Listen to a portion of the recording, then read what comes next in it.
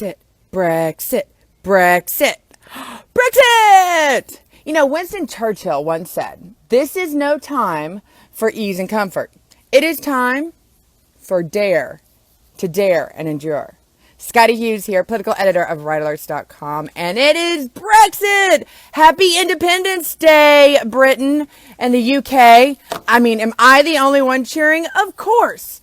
Now, what makes my cheers even more giddy today is the absolute end of the world doomsday tears of those pundits, those political, those left progressives, that if they still have a brain that has not melted out of their ears, you would think it was the end of the world as we know it.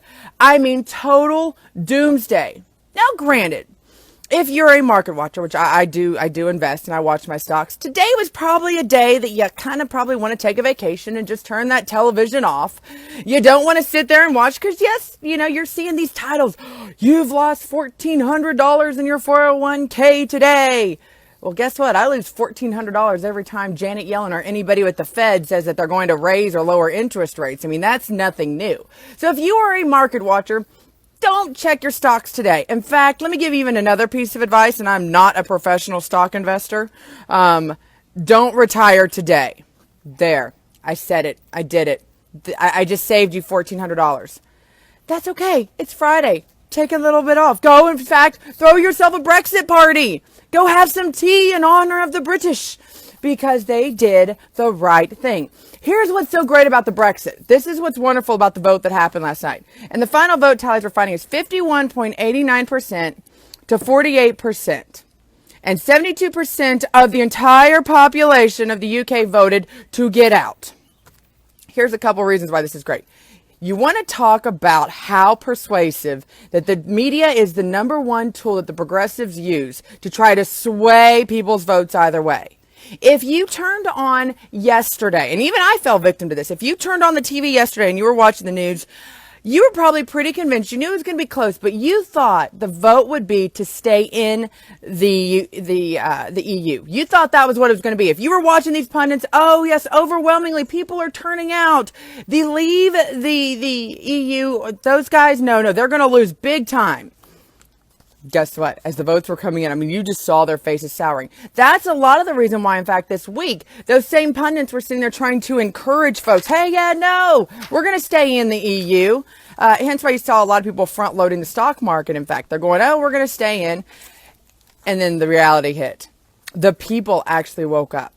Now, what has made me angry watching, well, a lot of things have made me angry, but what has made me angry is literally you've seen the same demonization of the conservatives and Tea Partiers, the people that are supporting Trump, over here in the USA. I mean, they call us dumb. They call us politically incorrect. They call us racist, bigots, homophobes, Islamophobics, every name they call us over here. I've watched it today happen over to those 51.89% that voted for the Brexit yesterday in the UK. They have demonized them.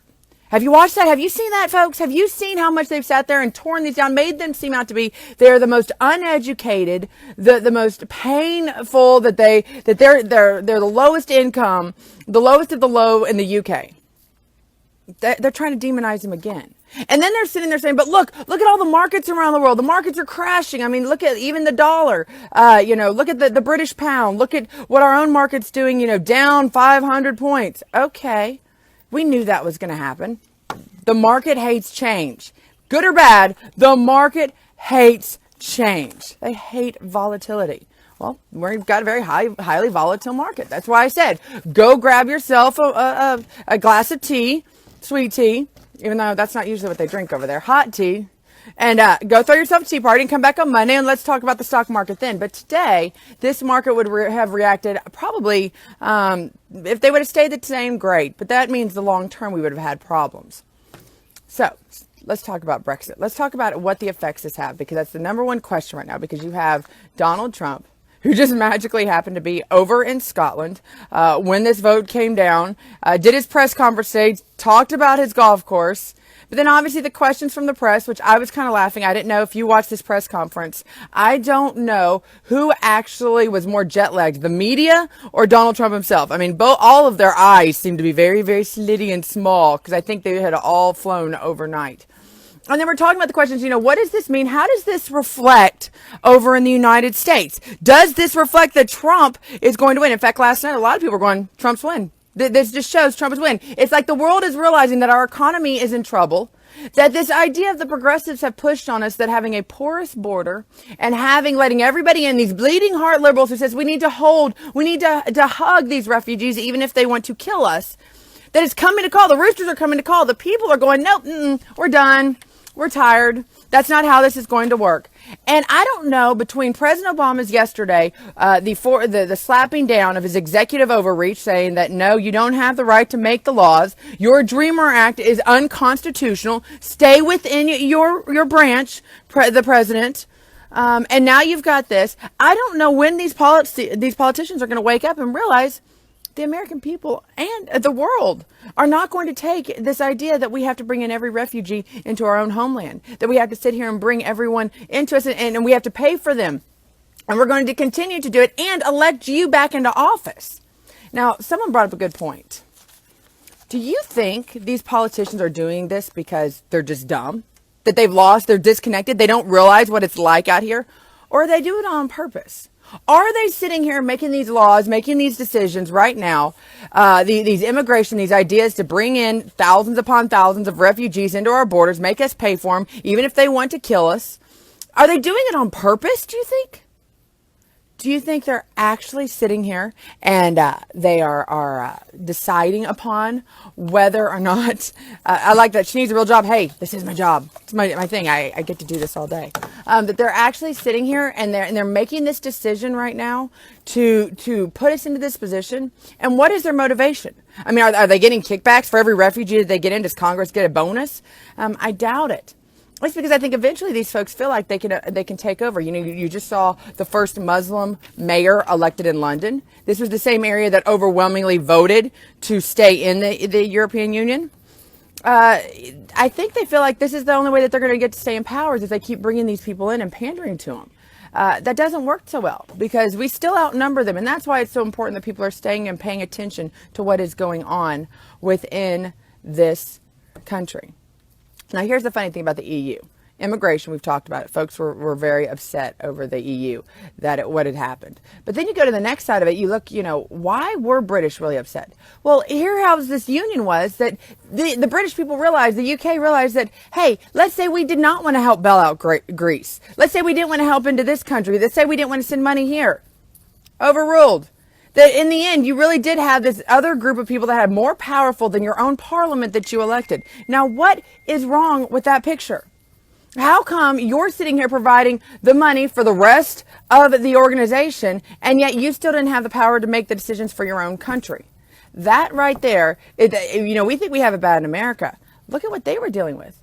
I saw a great, someone joked with me. He's like, okay, so does the loser now get Greece? And you're already seeing calls for a referendum in Italy saying, let's get out of it. That was the big issue. That was the number one thing. And hence why you're seeing this squeeze by all of the other countries right now to sit there and make it look really, really tough and put the UK in recession over their exit. They don't want to encourage anyone else to get out of it.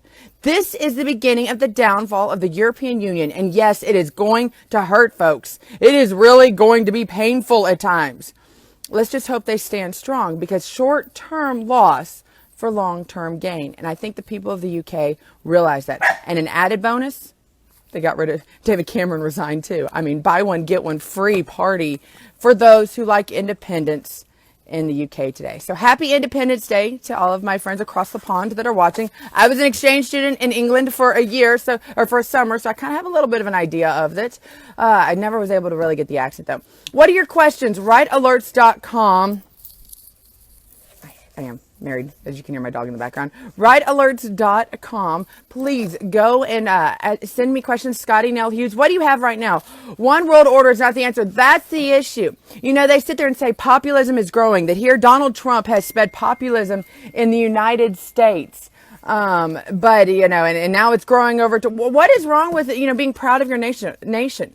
What is wrong with that? And no, globalism is not the key. Yes, out of charity, I personally want to decide, but I don't want my country to be the one deciding that we need to take on charity cases. Globalism, this idea of this one world government, one world currency, everything one world, immediately dismissed. And today was the vote against that. What are some of your other comments? How are you celebrating? Do you feel like this is a good day? I mean, sure, your stocks might be taking a hit today. Do you feel like maybe that was a good, are you okay with this temporary? And do you believe that they will actually be able to bounce out of it? Globalization. Okay, so Wayne points out globalization is a controlling government that you have no say in. It is a bad idea. Do you feel like America right now do you think this administration has that idea? That they want to make us a part of a globalized, because you know what? Guess what? When I think the UK was going to run out of money, guess who was going to be next to run out of money? They were going to come after our plunders, and $19 trillion in debt. Anybody else would consider that to be out of money. The world's going, you guys got money there, so we want to so that was probably going to be the next round, which bring us into it. Let's see. Politically correct. Wow. How do you think, it was funny. Did any of you watch some of these pundits? And it was depending on which media you were watching. One of them was like, man, I walk around London today and people, their jaws are just dropped and they're in tears and they're shocked. They can't believe the people voted this way. Really?